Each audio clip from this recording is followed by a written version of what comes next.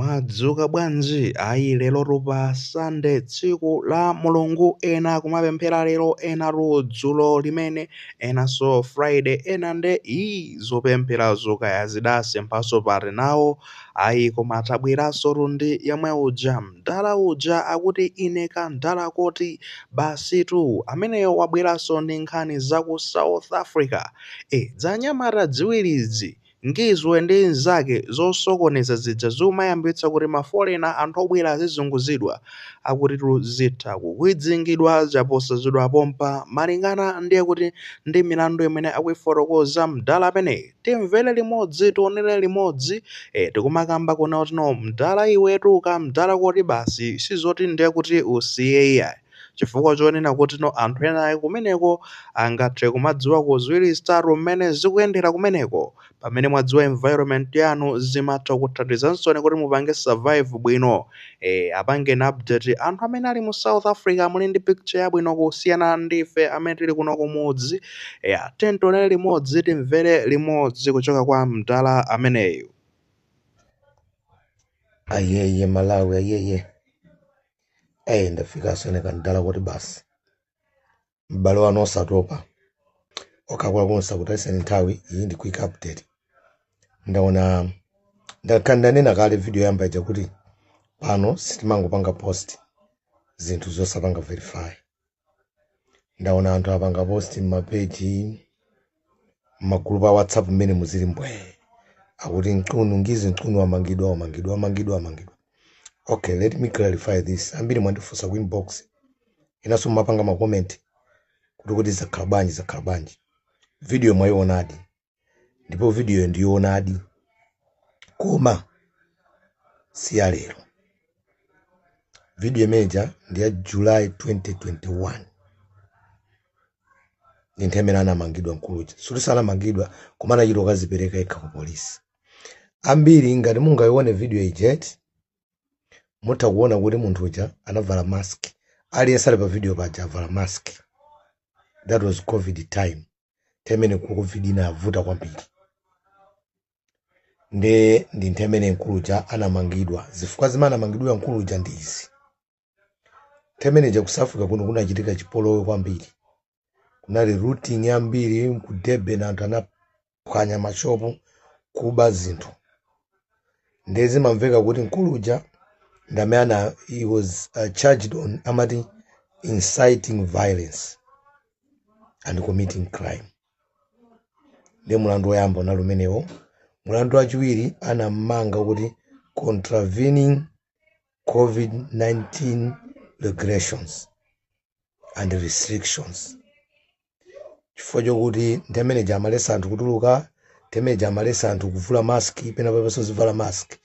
Ndi Nkuluja anammenya mulandu woyamba wino nalo kuti ndamana ambisa zipolowe ifada udekapo muzipolowemo kulu uli kufuluntha anamba kalekale.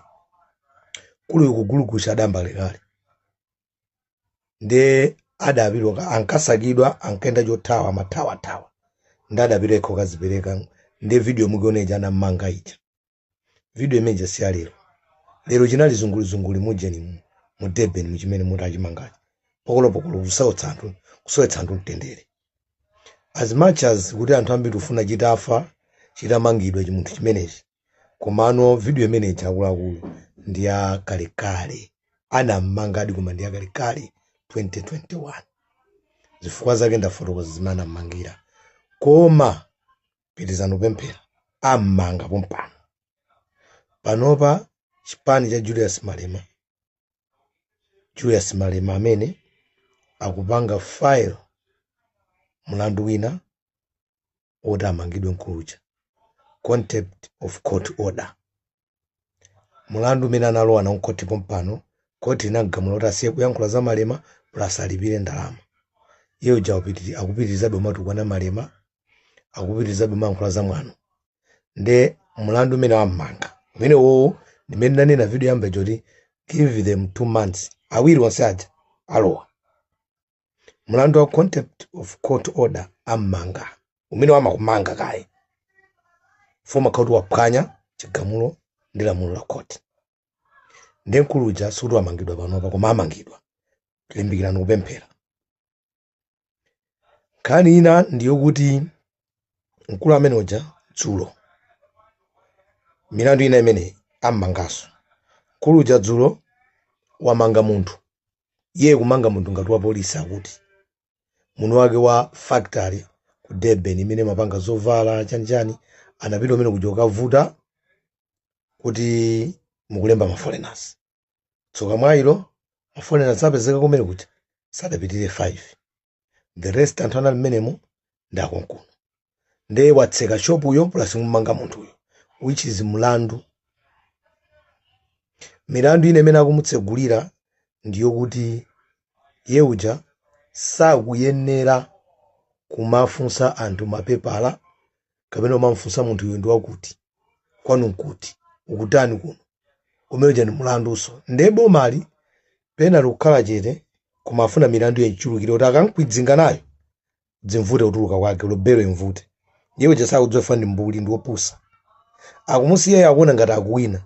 Amfukulira panopa South African Human Rights Commission yamba kale kupanga milandu yoti yoja phwanya ufulu wanthu.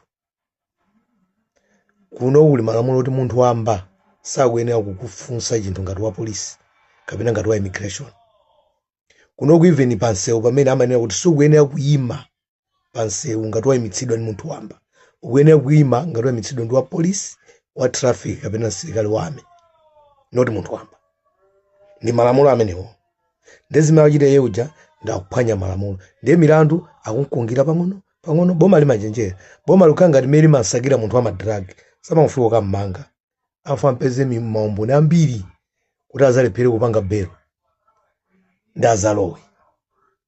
Mkulu amene uja ndi nzake uja pompa analowa. Nzake uja ani milandu imene anthu akumukungira. Chifukwa chikudabwitsa nchoti uja kumadziwa bwanji kuti nyumba iyi amagulitsa madrag. Nyumba iyi ati muli madrag. 1. 2. Iye uja mkazi wake wa ku Zimbabwe amene asiyana naye ndi amene amapangira anthu mapemiti abodza, ma working permit abodza ndi umachaja ma 5,000. Iye anandi connection iso kuti ku home affairs iko, ku immigration iko, kumamuza mkazi ake zibweresa anthu ine ndi chani connection yankati. Ndafuna kuti iyo jakaloze chifukwa iye akunena kuti kuli corruption uko. Koma iye samapanga noziti ndafuna kuti akaloze uja kuti kodi zibenda bwanji. Ndi akuluakulu nkhani ya anthu amenewa ndi meneyo. Bepa ndi ludzu ndakhalira kuyenda lero ndi kachakumwaka kuti magazi atsitsime. Kopano makondana mawe ife pano zabodza tizinena za chilungamo.